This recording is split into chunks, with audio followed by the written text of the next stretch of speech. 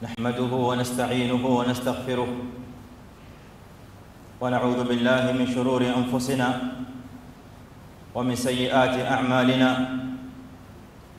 من يهده الله فلا مضل له ومن يضلل فلا هادي له. وأشهد أن لا إله إلا الله وحده لا شريك له، وأشهد أن محمدًا عبده ورسوله أرسله بالهدى ودين الحق ليظهره على الدين كله ولو كره المشركون. أشهد أنه بلغ الرسالة وأدى الأمانة ونصح الأمة، فكشف الله به الغمة وتركنا على المحجة البيضاء ليلها كنهارها لا يزيغ عنها إلا هالك. فصلوات ربي وسلامه عليه وعلى آله وصحبه ومن تبعهم بإحسان إلى يوم الدين. أما بعد، فأوصيكم عباد الله ونفسي بتقوى الله، فإنها وصية الله في الأولين والآخرين. قال جل ثناؤه: ولقد وصينا الذين أوتوا الكتاب من قبلكم وإياكم أن اتقوا الله وإن تكفروا فإن لله ما في السماوات وما في الأرض وكان الله غنيا حميدا. يا أيها الذين آمنوا اتقوا الله حق تقاته ولا تموتن إلا وأنتم مسلمون. يا أيها الذين آمنوا اتقوا الله وقولوا قولا سديدا يصلح لكم أعمالكم ويغفر لكم ذنوبكم، ومن يطع الله ورسوله فقد فاز فوزا عظيما. معاشر المسلمين، tunakumbuka ndani ya khutba, miongoni mwa khutba za mwisho ambazo tumezizungumza juu ya membari hii ya Masjidul Azhar kabla ya Ijumaa mbili zilizopita, tulikuwa tukisimulia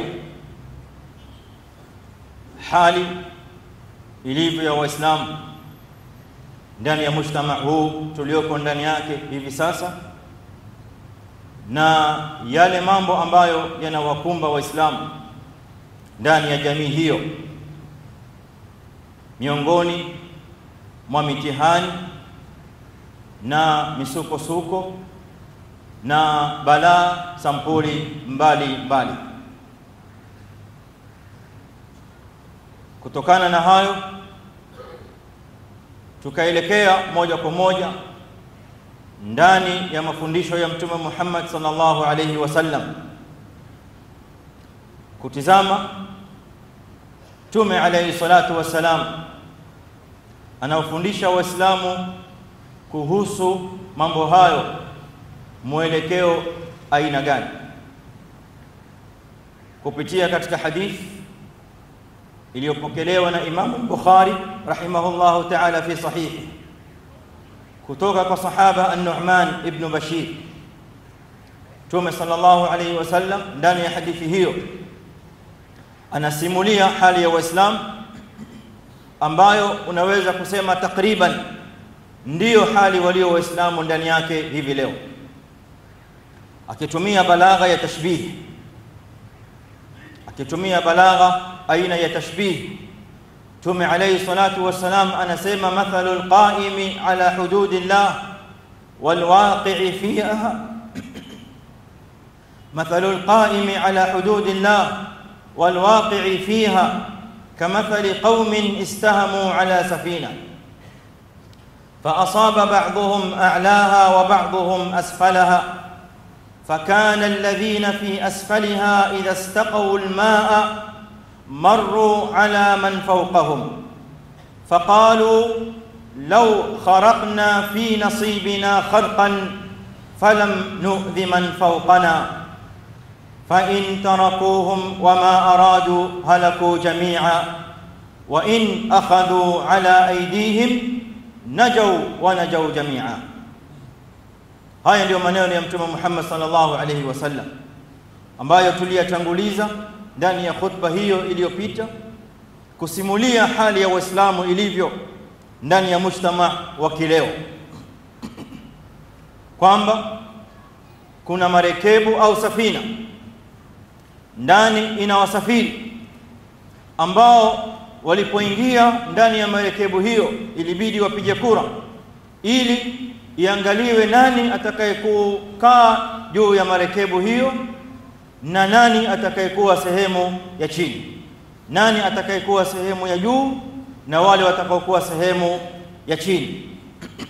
Kwa sababu bila ya kura labda wote wataelekea juu, marekebu iende njia ambayo haitakiwi iende ikazame kule mbele. Sasa lazima watu wagawanywe kupitia kwa qur'a ambayo ni Mtume alayhi salatu wasalam hapa akatumia neno istahamu, kupiga kura. Tukasherehesha maneno hayo kwa kirefu.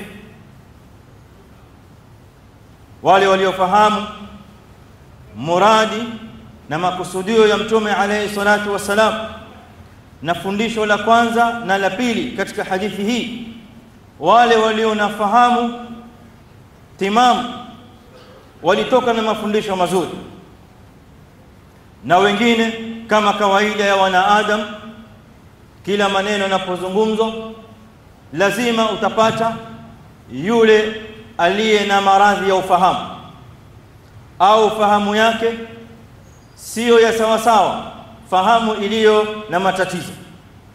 Sababu ya kufahamu namna hiyo, Allahu a'lam, lugha imempita, alikuwa amelala, au yeye mwenyewe ndani ya nafsi yake ana maradhi aina fulani.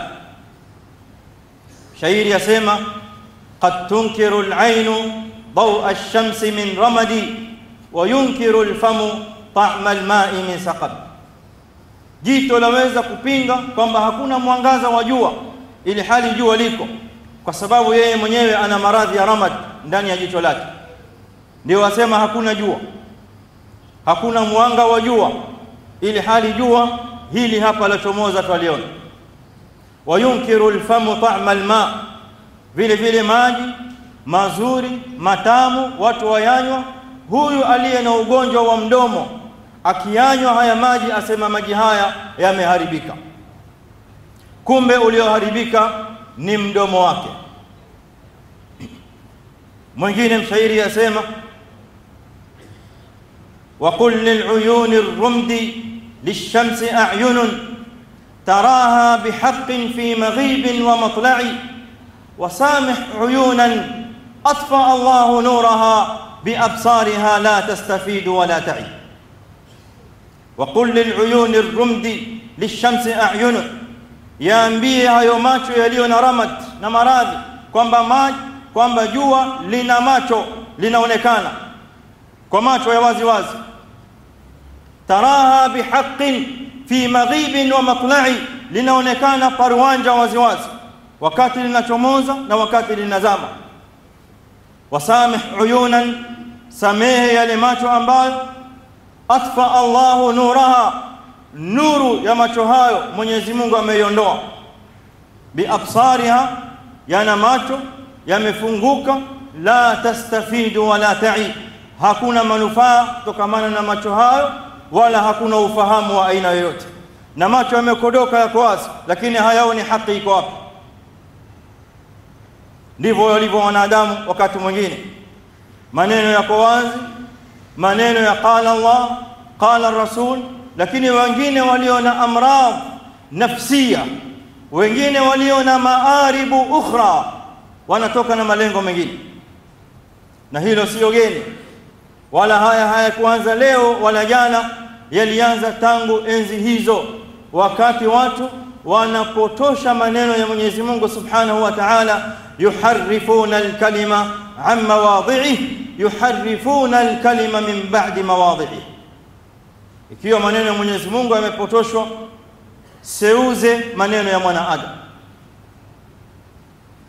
Tukiwacha hapo, tunarudi katika mada ambayo hiyo tulioianza ndani ya khutba hii ambayo nimeizungumza sasa hivi. حديث aliyopokea Imam al-Bukhari min hadith an-Nu'man ibn Bashir radhiyallahu anhuma. Kutokana na hadithi hiyo tukapata mafunzo mawili. Funzo la kwanza, dharuratu al-ilmi anillahi ta'ala, anillahi subhanahu wa ta'ala wa rasulih. Dharura ya watu kusoma elimu ya kumjua Mwenyezi Mungu, yale aliyoyafundisha na yale aliyoyasema Mwenyezi Mungu subhanahu wa ta'ala, na dharura ya kumjua mtume alayhi salatu wassalam na yale aliyoyafundisha mtume Muhammad sallallahu alayhi wasallam. Hiyo au hilo ndilo jambo la kwanza ambalo litawawezesha wale walioko juu ya jahazi kuwaokoa wale walioko chini, au kuwazuia wale walioko chini wasipasue sehemu yao ya chini kwa madai au kwa shubha au kwa hoja ya batil, kwamba hapa chini ni kwetu, tunaruhusiwa kupasua au kufanya vile tunavyotaka. Kwa maneno ya mtume alayhi salatu wassalam, law kharaqna fi nasibina kharqan, lao tutapasua hapa katika sehemu yetu hii tupate maji kutoka chini ya bahari moja kwa moja badala ya kupanda juu. Na hiyo ni shubha au hujjatun batila. Hoja hiyo utaiondoa namna gani ya batil? Silaha ya kwanza ni al-ilm, tena ilmu ya dharura. Silaha ya pili au jambo la pili ambalo ni la dharura litawawezesha hawa walioko juu kuwazuia hawa walioko chini, alfahmu ma'a alilm, ni ufahamu pamoja na elimu. Tukaeleza ndani ya khutba hiyo, pamoja na kwamba maneno haya yalikuwa wazi, wengine waliyafahamu juu chini, kwamba elimu peke yake haitoshi. Unaweza kuwa na dalili ya aya, unaweza kusimama na dalili ya Bukhari, dalili ya hadith fi sahih al-Bukhari, au dalili ya hadith fi sahih Muslim au fi sahihain, lakini bado haijakuwa ni hoja, kwa sababu hadithi hiyo wewe hujaifahamu vile inavyotakikana. Na hiyo ndio inaitwa al-fiqhu fi din, fiqhi ndani ya dini. Fahamu za watu wengine zilizo na maradhi na ugonjwa, labda walifahamu haya katika maneno haya niliyozungumza sasa hivi, kwamba khatibu asema fiqhi ni muhimu, iko juu kuliko Qur'ani na Sunna. Wengine wakafahamu namna hiyo, subhanallah. Ndio haya maneno ya washairi mimi nikayatanguliza mbele ya khutba hii. Yule aliyenafahamu timamu ajua maneno haya na kusudia kusema nini. Alfiqhu fi din, fiqhi katika dini, sio somo la fiqhi la kujua ahkamu sala na ahkamu zaka. Hiyo ni fiqhi nyingine ya ahkamu sharia. Tunasema fiqhi fi din bimaana alfahm.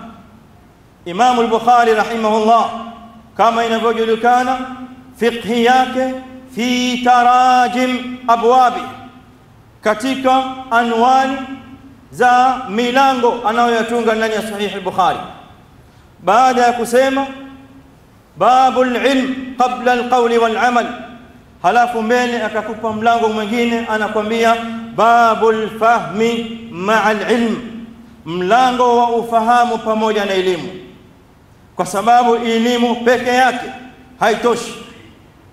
Na hawa wengi waliosimama kuzungumza maneno ya batil, wanasimama kuzungumza maneno ambayo ni ya upotofu. Ajabu ni kwamba ukisikiza anakusomea aya ya Mwenyezi Mungu Subhanahu wa Ta'ala, au anakusomea hadith sahih min al-Bukhari au min Muslim au minhuma ma'an muttafaq alayhi, wewe usiyenafahamu kama huyo anayezungumza anakutia ndani ya matatizo. Huyo katoa aya, huyo katoa hadithi, huyo kasema qala Rasulullah sallallahu alayhi wasallam, tatizo liko wapi? Tatizo liko katika ufahamu. Sio kila dalili inazungumza vile unavyozungumza wewe, au inazungumza vile unavyotaka wewe ndani ya hawa ya nafsi yako. Hasha wa kalla. Fahamu ya Qur'an na fahamu ya hadith na sunna zote hazitoki katika hawa ya nafsi, zinatoka kutoka katika kinywa cha Mtume Muhammad sallallahu alayhi wasallam wa fahmu wa murad as-salaf salih rahmatullahi ta'ala alayhim.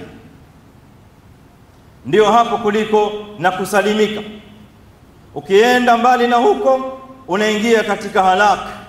Na ndio maana unawaona watu wameingia ndani ya abatil, watu wameingia ndani ya bid'a, watu wameingia ndani ya khurafat. Huko amesimama na aya au amesimama na hadithi, kwa sababu yale anayoyazungumza ndani ya hadithi hiyo sio aliyoyakusudia Mtume Muhammad sallallahu alayhi wasallam. Hiyo ndio inaitwa babul fahmi ma'al ilm. Chini ya mlango huo Imam al-Bukhari rahimahullah asnada bisanadihi ila Muawiya, katoa msururu au mfululizo wa mapokezi, masimulizi ya hadithi mpaka kwa Mtume Muhammad sallallahu alayhi wasallam, kutoka kwa sahaba Muawiya.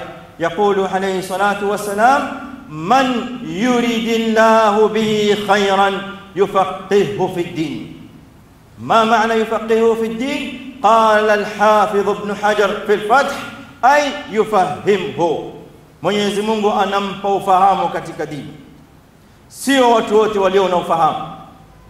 Kila mmoja anasoma Qur'an, kila mmoja anasoma hadith au anasoma sunna, lakini wanaoifahamu Qur'an na sunna ya Mtume Muhammad sallallahu alayhi wasallam ni watu ambao Mwenyezi Mungu kawatakia kheri. Sio watu wote. من يريد الله به خيرا شرطية الجزاء يفقهه في الدين. Na hiyo ndio silaha ya pili. Jambo la pili ambalo wale walioko kule juu wataweza kupitia kwa jambo hilo kuwazuia hawa walioko hapa chini. Na hilo ni fundisho la pili kutokamana na hadithi hii ya Mtume alayhi salatu wasalam. Lengine ambalo tunaloliongezea leo juu ya hayo mafundisho mawili yanayotokamana na hadithi hiyo, ambayo leo inajulikana kwa watu tangu kuanzisha hadithi hii, inajulikana kwa watu hadithi ya marekebu, na si ubaya kuita hadithi safina. Hadithi hiyo ya marekebu, fundisho lake la tatu ni dharuratu العود إلى الحق أو ضرورة الرجوع إلى الحق. ضرورة يا watu kurudi katika haki, dharura ya watu kurudi katika haki. Hawa wanaobainishiwa ya kwamba hapa mlipo lao mutaipasua hii marekebu, mutalipasua hili jahazi kwa madai ya kwamba mnataka kupasua sehemu yenu kwa kupata maji, lakini ukweli ni kwamba tutaangamia sote. Hawa wanaoambiwa maneno haya ni dharura, tena ni wajib na ni faradhi juu yao kuikubali hiyo haki, kwa sababu wakiipinga hii elimu na huu ufahamu utakuwa bado haujafanya kazi yake. Na haya ndiyo Mtume alayhi salatu wasalam aliyokuwa akiyapigia mifano ndani ya maisha yake alayhi salatu wasalam. Haya ndiyo ambayo as-salafu salih min as-sahabati wat-tabi'in walikuwa wakishikamana nayo ni kushikamana na haki au kurudi katika haki wakati ambapo haki hiyo itapambanuka. Waqul jaa al-haqqu wa zahaqa al-batil innal batila kana zahuqa. Haki saa zote inaolea juu, haki saa zote inaonekana waziwazi, haifichiki. batil ndio ambayo lazima iondoke. Lakini haki huwezi kuiondoa, hata ukajaribu namna gani kuificha, hata ukajaribu namna gani kuizuia, huwezi kuizuia haki ambayo Mwenyezi Mungu Subhanahu wa Ta'ala ameiandika kwamba lazima itadhihiri.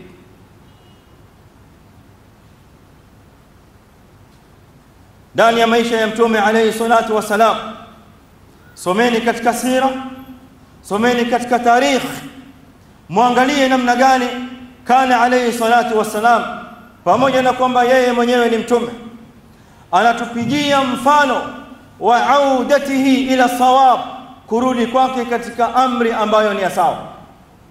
Na yeye ni Rasulullah sallallahu alayhi wasallam, yuha ilayhi min fawqi 7 samawat. Mnajua katika vita vya Badr, Mtume sallallahu alayhi wasallam ashakagua kikosi chake cha vita. Wamesimama hapo wanajeshi, wako tayari kupambana na a'da'ullah wa a'da'u rasulih wa a'da'u din al-islam wa hum kufaru Makkah. Baada ya kukagua jeshi, akawaeka duna Badri au duna bi'ri Badr. Jeshi likasimama nyuma ya kisima cha Badr, katikati, yani kisima cha Badr kiko baina ya Waislamu na mushriki. Sahaba wa Mtume alayhi salatu wasalam kamuuliza Mtume sallallahu alayhi wasallam bikulli adabin wa ihtiramin wa tawqir wa ijlal wa ta'zim, ya Rasul Allah, ahadha manzilun anzalakahu Allah laysa lana an nataqaddama alayhi wala nataakhara anhu. Je, hapa ni pahali ambapo Mwenyezi Mungu Subhanahu wa Ta'ala kasha kuteremshia wahi ushuke, sisi hatuna amri kusongea mbele yake wala kurudi nyuma? Am annahu ra'yun wa harbun wa makida, au hiyo ni rai ya kivita na katika zile yale mikakati na strategy za kivita? Mtume alayhi salatu wasalam akamjibu sahaba wake Habab ibn al-Mundhir, amwambia bal innahu ra'yun wa harbun wa makida, hii ni rai ya kivita wala sio wahi wa Mwenyezi Mungu Subhanahu wa Ta'ala. Ibn al-Mundhir amwambia ya Rasul Allah, in kana ra'yan wa harban wa makida falaysa hadha bimanzil, hapa sio pahali. Naj'al au naqifu duna badrin hatta idha ibtada alqital nashrab wala yashrabun, tunaweka kisima nyuma yetu ili vita vinaposimama sisi ndio tunaopata maji ya kunywa ya kisima. Wale mushrikini hawana maji, wanakufa na kiu. Mtume alayhi salatu wasalam hakusema ndani ya nafsi yake, kwa nini huyu ananisahihisha, kwa nini ananipa rai inayokhalifiana na rai yangu, wa ana Rasulullah sallallahu alayhi wasallam. Bali malipo yake akamwambia sahaba wake Ibn al-Mundhir, dhaka huwa ar-ra'i, hiyo ndiyo rai, sallallahu alayhi wa ala alihi wa sahbihi. Kasimama, akasimamisha jeshi lake lote, wakasimama wakaondoka kwa rai ya Habab ibn al-Mundhir, wa huwa Rasulullah sallallahu alayhi wasallam, qul innama ana basharun mithlukum yuha ilayya annama ilahukum ilahun wahid. Laqad ja'akum rasulun min anfusikum azizun alayhi ma anittum harisun alaykum bil mu'minina raufur rahim. Na hayo ndio mafundisho ambayo baada ya kuondoka Mtume alayhi salatu wasalam, masahaba tayari washamuona mwalimu wao amewaachia mafundisho, amewaachia urathi wa aina gani. Urathi alioacha Mtume alayhi salatu wasalam ni anna arrujua lilhaqqi khairun min at-tamadi fil batil, kwamba kurudi katika haki ni bora kuliko kugagana ndani ya batil, kushikamana na batil. Kurudi katika haki ni bora. Ndio maana wakati alipofariki Mtume wetu sallallahu alayhi wasallam, watu walipigwa na mshtuko mkubwa, watu walipigwa na misiba mikubwa, alfaji'atul kubra wal musibatul uzma. Msiba ukawa ni mkubwa kiasi cha kwamba al-Faruq Umar ibn al-Khattab radhiyallahu anhu hakuamini kwamba mtume amekufa. Sio ati kwamba haamini mitume wafu, sio ati kwamba haamini mtume alayhi salatu wassalam hawezi kufa, ni kwa sababu ya uzito wa msiba wa mautu rasulillah sallallahu alayhi wasallam. Kaifa athara dhalika fi nafsihi? فوقف الفاروق رضي الله تعالى عنه وارضاه وبدأ يتوعد من يقول بموت أو بوفاة رسول الله صلى الله عليه وسلم. akaanza kutoa kitisho chake kwamba yoyote anayesema anna rasulullah qad mat, tume amekufa, atakiona. Amefikwa na mshtuko mpaka maneno haya yanatoka kwa Umar ibn al-Khattab pasina ya yeye mwenyewe kufahamu. Msiba ni mkubwa, watu wameingia ndani ya fajia, watu wameingia ndani ya misiba. Rasulullah nurul huda rahmatun lil alamin qad mat. Anakuja Abu Bakr radhiyallahu anhu, alikuwa nje ya Madina. Msimamo alionao Umar anna Rasulullah sallallahu alayhi wasallam lam yamut, hajafa Mtume alayhi salatu wasalam. Fadakhala as-Siddiq Abu Bakr radhiyallahu anhu ala Rasulillah sallallahu alayhi wasallam, kaingia ndani ya nyumba ya Mtume, nyumba ya mtoto wake Aisha, akimwangalia Mtume sallallahu alayhi wasallam. Faraa annahu qad mat, faqabbala ra'sahu, akambusu uso wa Mtume alayhi salatu wasalam. Thumma kharaj, akatoka akamwambia Umar. Bado Umar amesimama katika wahka, Umar amesimama katika msimamo wake ya kwamba anna nabiy sallallahu alayhi wasallam lam yamut. Abu Bakar anatoka radhiyallahu anhu wa arda, anamwona Umar katika hali hiyo akipiga ukelele akisema, anayesema Mtume alayhi salatu wasalam amekufa, mimi na yeye. Abu Bakar yakulu li Umar, ijlis ya Umar, kaa chini ewe Umar. Lam yajlis, Umar hakuweza kukaa, bado anaendelea kuzungumza. Wal hadithu fi al-Bukhari. Abu Bakar radhiyallahu anhu akawachana naye, akasimama. Aliposimama kuanza kuamkua Waislamu, watu wakaanza kumsikiliza Abu Bakar. Ya ayuha nas, enyi watu, Mwenyezi Mungu anasema, wama Muhammadun illa rasulun qad khalat min qablihi ar-rusul afa in mata aw qutila inqalabtum ala a'qabikum waman yanqalib ala aqibayhi falan yadhurra Allah shay'an wa sayajzi Allahu ash-shakirin. Mtume Muhammad sallallahu alayhi wasallam hakuwa isipokuwa ni mtume, wamepita kabla yake mitume wengine, na yeye vile vile anaweza kufa kama walivyokufa wale walioko kabla yake. Ibn Abbas, mmoja katika hao wanaosikiza masahaba wanalia, qala Ibn Abbas radhiyallahu anhu, wal hadithu fi al-Bukhari, anasema Ibn Abbas, wallahi laka anna an-nasa lam yasma'u al-aya hatta talaha Umar, hatta talaha Abu Bakr. Ni kama kwamba watu walikuwa hawajawahi kusikia aya hiyo imeteremshwa na Mwenyezi Mungu Subhanahu wa Ta'ala mpaka siku hiyo alipoisoma Abu Bakar radhiyallahu anhu. Watu ndipo wakarudi chini, watu ndipo wakaanza kupata fahamu ya kwamba maneno haya ni kweli na Mtume Muhammad sallallahu alayhi wasallam amefariki. madha kana mawqif Umar. Turudi kwa Umar tumwangalie amefanya nini. يقول عمر هو بنفسه عمر ابن الخطاب yeye mwenyewe binafsi anasema والحديث في البخاري يقول والله ما إن سمعت أبا بكر يتلوها pindi nilipomsikia Abu Bakr anaisoma aya hiyo hatta ahwaitu ala al-ard ma taqiluni rijlaya, nikaanguka hapo hapo chini, miguu yangu haikuweza tena kunibeba.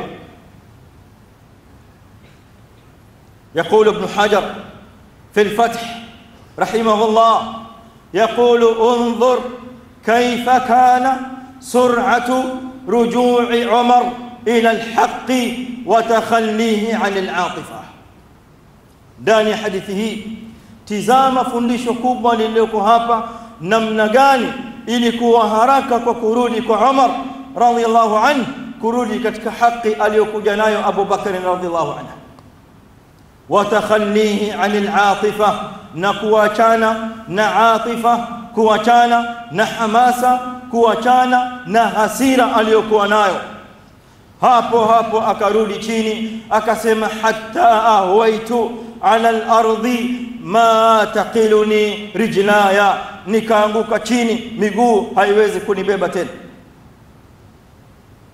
الرجوع إلى الحق خير من التمادي في الباطل.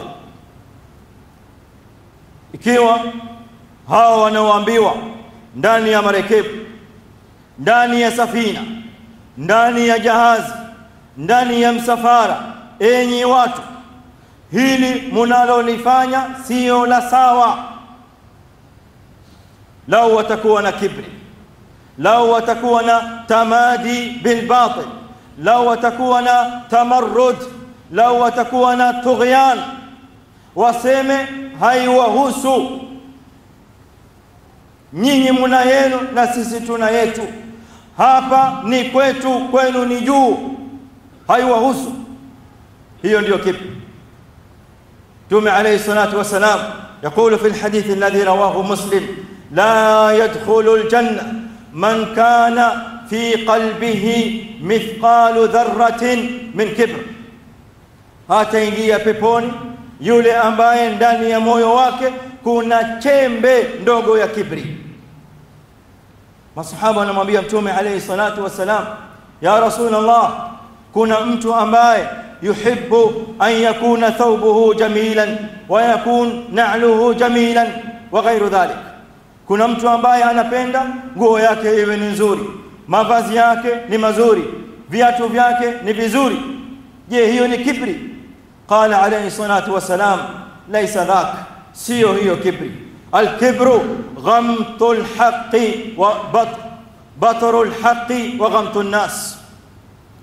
Kibri ni kuikataa haki, kibri ni kuletewa haki, kubainishiwa haki iko wapi, wewe ukairegesha, wewe ukajifanya kwamba ndio uliye juu, wewe unajua zaidi, wewe uliye na fahamu kubwa na una elimu kuwashinda walimwengu wote. hiyo ndio kibri.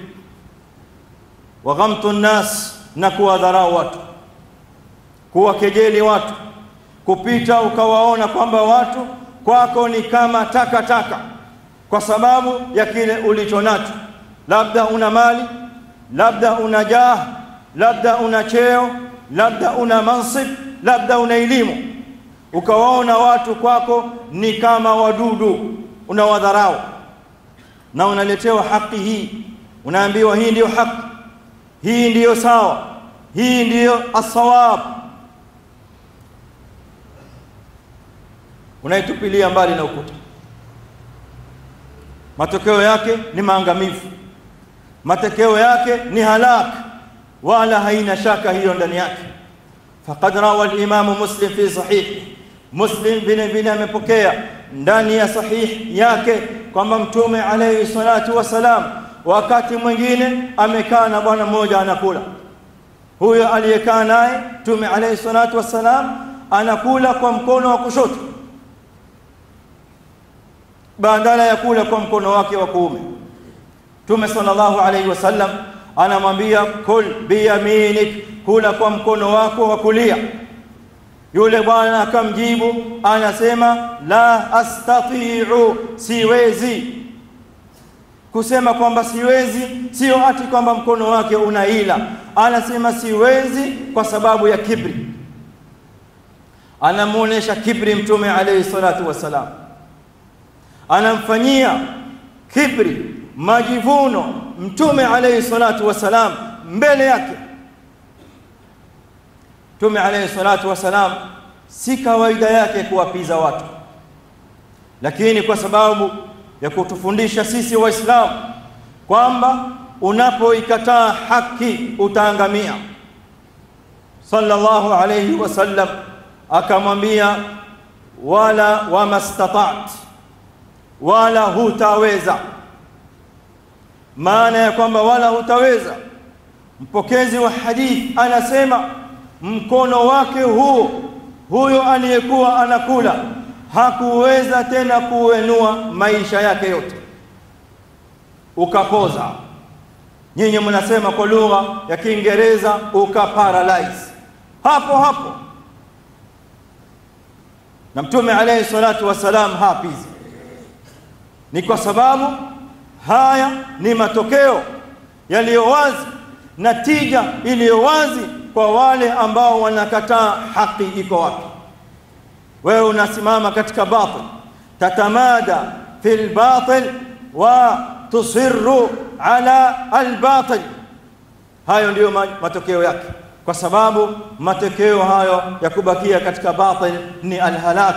Na ndio maana Mtume alayhi salatu wasalam anakamilisha hadithi hiyo ya marekebu kwa kusema fa in akhadhu ala aydihim najaw wa najaw jami'an wa in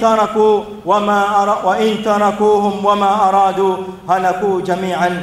barakallahu li wa lakum bil Qur'anil azim wa nafa'ani wa iyyakum بما فيه من الآيات والذكر الحكيم. أقول قولي هذا وأستغفر الله فاستغفروا. الله الواحد الأحد الفرد الصمد الذي لم يلد ولم يولد ولم يكن له كفوا أحد. وأشهد أن لا إله إلا الله وحده لا شريك له، وأشهد أن محمدا عبده ورسوله أرسله بالهدى ودين الحق ليظهره على الدين كله ولو كره المشركون. أما بعد فأوصيكم عباد الله ونفسي بتقوى الله. قال الله عز وجل يا أيها الناس اتقوا ربكم اتقوا ربكم الذي خلقكم من نفس واحدة وخلق منها زوجها وبث منهما رجالا كثيرا ونساء واتقوا الله الذي تساءلون به والأرحام إن الله كان عليكم رقيبا. واعلموا رحمكم الله أن الله تبارك وتعالى أمركم بأمر بدأ فيه بنفسه وثنى بالملائكة المسبحة بقدسه وثلث بكم قائلا إن الله وملائكته يصلون على النبي يا أيها الذين آمنوا صلوا عليه وسلموا تسليما. اللهم صل على محمد وعلى آل محمد كما صليت على إبراهيم وعلى آل إبراهيم إنك حميد مجيد. وارض اللهم عن الخلفاء الراشدين المهديين أبي بكر وعمر وعثمان وعلي وعن الصحابة أجمعين وعنا معهم بمنك وكرمك يا أكرم الأكرمين. اللهم أعز الإسلام والمسلمين، اللهم أعز الإسلام والمسلمين وأذل الشرك والمشركين ودمر أعداءك أعداء الدين. اللهم أبرم لهذه الأمة أمر رشد يعز فيها أهل طاعتك ويذل فيها أهل معصيتك ويؤمر فيها بالمعروف وينهى فيها عن المنكر. اللهم ألف بين قلوبنا وأصلح ذات بيننا واهدنا سبل السلام ونجنا من الظلمات إلى النور وجنبنا الفواحش ما ظهر منها وما بطن. سبحان ربك رب العزة عما يصفون وسلام على المرسلين والحمد لله رب العالمين.